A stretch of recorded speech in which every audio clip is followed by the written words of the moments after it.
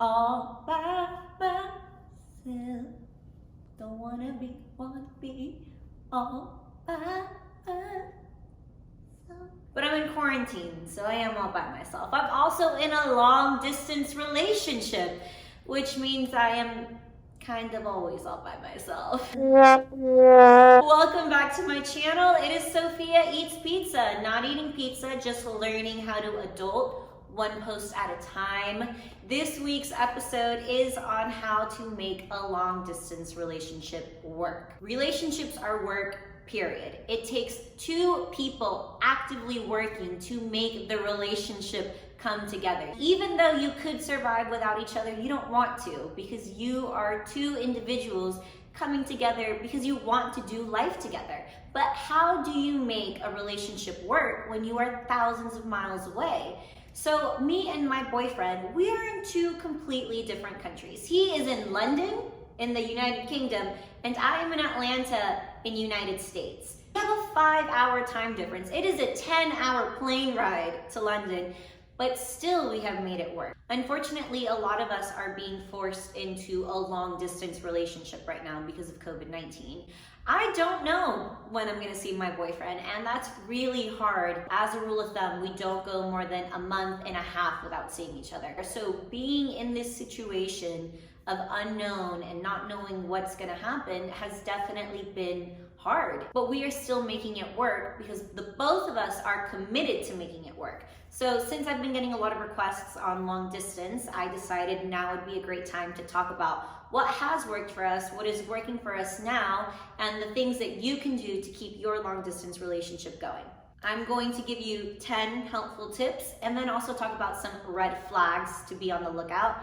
And by no means do I think I am the relationship expert. We have certainly had our problems in the past, but we are together and we are doing our best. And I hope that these pieces of advice can help you with your partner in the current situation. Tip number 1, decide if you are both fully committed. In order to make long distance work, you both have to be fully committed to making it work. And if one of you or both of you isn't sure, it's not gonna work. Don't do it. And if at any point, one of you or both of you realizes you can't do it anymore, you have to speak up and let the other person know. Tip number 2, set some ground rules. Are you completely exclusive? Are you allowed a casual hookup? What is the situation of your relationship? Every relationship is going to have different boundaries. Me, personally, I don't like boundaries. I don't like being told what to do, but I have learned that it is essential to respect your partner's boundaries in order to make the relationship work. This needs to be black and white, strongly defined boundaries. There cannot be room for this gray area. The more clear and specific it is, the less likely you are to have drama about it because you both know what is expected of you. Tip number 3, agree when to talk. Communication. Communication is so important. My boyfriend and I, we text throughout the day, every day, but we also have made it a rule to try and get a phone call in every single day. And we do have a 5-hour time difference, so sometimes we don't get to the phone call, but the intention is always there. You have to decide how often you want to communicate with your partner, make it a goal, so that way you both feel like you're still connected. And you have to remember, at some point, if you feel like the other person isn't making that effort to call you, there is no such thing as I don't have the time. What they're really telling you is you are not a priority. Understand that someone that wants to communicate with you will communicate with you. They will make it a priority. Tip number 4, be honest with each other. Trust is a very easy thing to break. And once you break it, it is so hard to get it back. I understand what it feels like to be the person who lies, and I understand the person who is lied to. And in order to have a healthy relationship, you both can't be either of those people. You have to trust each other and you have to tell each other things. And how are you honest with each other? By communicating. Never let the other person feel like you're doing anything shady. For example, if it's girls' night, I'm gonna let my boyfriend know, hey, I'm going out, and then when I get home, I'll let my boyfriend know I'm home. So he's not worried, or he's not in the back of his mind thinking, where is she? Why didn't she text me back? You have to both be completely transparent with each other. That way there's never that question of. And you're not crazy for wanting to know what your partner is doing, but you are crazy for texting them every single 10 minutes and asking, what are you doing? There is a fine line between communication and stalking. Remember that. We talked about that and how to not be a crazy girlfriend. We are not obsessing with social media. Just be honest about your feelings, about the situations, and don't leave any room for lies or betrayal. Because once you go down that path, it is very hard to come back from it. Tip number 5, keep things spicy. Yeah. Bear with me, I am gonna get a little dirty here, but sex is essential to any relationship. It's not the most important part, but it's pretty damn important. And if you and your partner haven't had sex yet, totally okay, but that doesn't mean that you can't get a little dirty via text. I'm not saying that you have to send your boyfriend a full Kim K video, but I'm also not saying I've never done it. Nudes are a very important part of a long distance relationship. You both have to keep things spicy. Phone sex is very 2010s. We are in the 2020 era. Hop on FaceTime and get a little raunchy. You don't have to do anything you don't feel comfortable with, but a picture is worth 1,000 words. So keep it spicy and your relationship will flourish. That being said, maybe just hide your face. Snapchat it, whatever you want to do to make yourself feel safe. But make sure you do it because it is important in your long distance relationship. Tip number 6, have virtual dates. I know this sounds super cheesy, but since you can't be together, it's important to feel like you are doing things together. I really love setting up my laptop right next to my couch, this couch right here, and I put a movie on and we both watch the same movie and we have FaceTime on mute, but every time we want to say something, we unmute it. So it feels like we're doing something together. Maybe it's cooking, or maybe it's a workout. Something that connects you and gives you something to bond over will keep that spark going even from thousands of miles away. Tip number 7, use your time apart wisely. When you're in a relationship and you're both living together, it is a lot harder to find that balance of having me time and having we time. But when you're in a long distance relationship, you have so much time for yourself. And that's something I actually really like about having my own personal space. When you are with someone else, you're compromising. You're agreeing to disagree sometimes, but when it's just you, you can be really selfish with your time. You can do whatever it is that you want and you don't have to feel guilty about maybe going on a 5-hour Gossip Girl binge. There's so much you can do with your time alone, so use it because you have it. Tip number 8, bond over similar activities. My boyfriend surprised me with a crock pot. Yes, the slow cooker. He really loves to cook and he made this amazing recipe that he loved.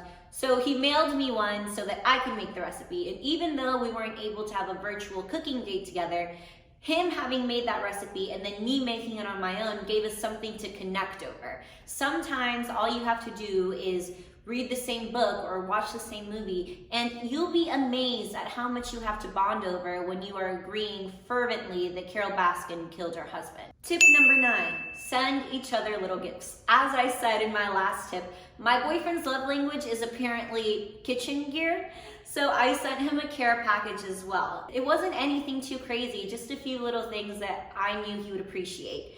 And you don't actually have to mail someone something, you could just Amazon Prime them a book or get their favorite takeout, but it's just something little to let them know that you're thinking of them. Because imagine opening the door to a package and it being a little surprise. You just get all excited, kind of like a kid at Christmas, and it keeps that physical sensation of being together. Tip number 10, set a goal. Long distance is not forever. It is not something you can do forever. You both have to have a goal in mind of when you'll both make it into the same city. For us, it is a little bit harder because he has a child and we have to go through the process of getting visas, which is why we haven't made the leap yet. But we both have a shared goal in mind. By the end of the year, we both know what we are working towards. And as a couple, you have to have that shared goal as well. You want to know when either you're going to move to where they are or they're going to move to where you are. Once you have that in mind, you can both work towards it. But if neither one of you is willing to budge, then you are wasting your time. You need to reassess whether long distance is something you can do or not, because if you don't see an end goal, then what's the point? So those are the things that have really helped make our relationship strong. Both of us are doing our best to make it work.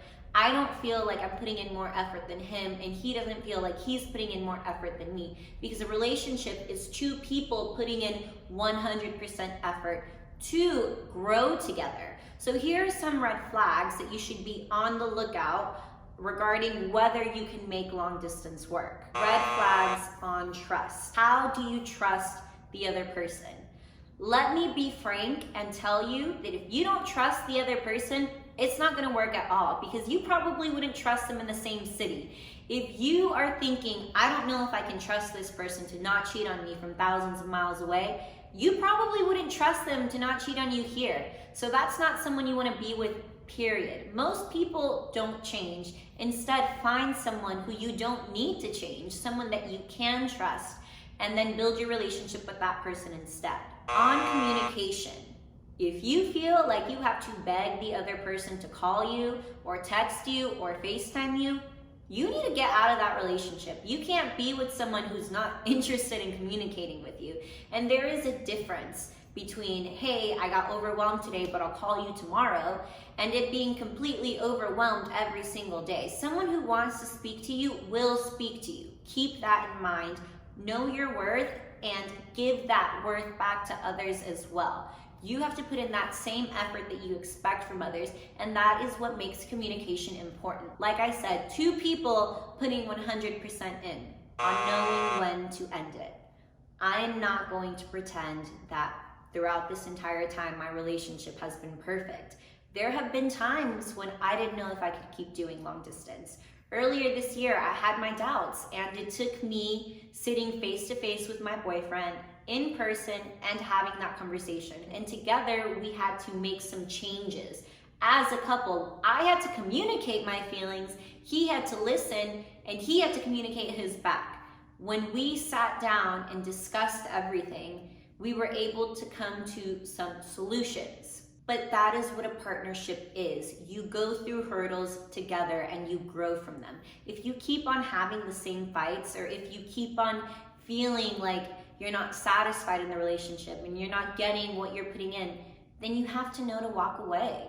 And ultimately, you are the only person who can make that decision. You have to ask yourself, is this worth it?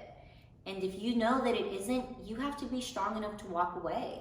So why do I stay in my relationship? We have so many good things that it all outweighs the drama of being in a long distance relationship.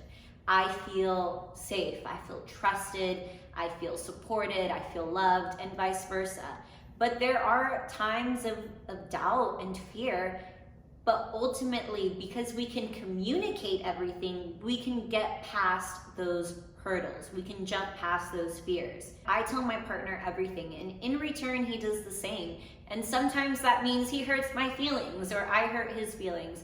But because we are willing to talk things through, our relationship has stood the test of time so far. And wow, we have had a lot of roadblocks. We've had a lot of situations that are like, this is so much. But we always come through it stronger. I have faith in us, and so does he. Although we have no idea what's coming in this period of uncertainty, we are certain that we will get through it together, even though we are thousands of miles apart. And if you have that trust and that faith in your partner, then you too will also get through it. It is all about trust and honesty and being willing to put in that work. I hope that this has been helpful to you all. If you have any questions, sound off in the comments. If you have any pointers, sound off in the comments.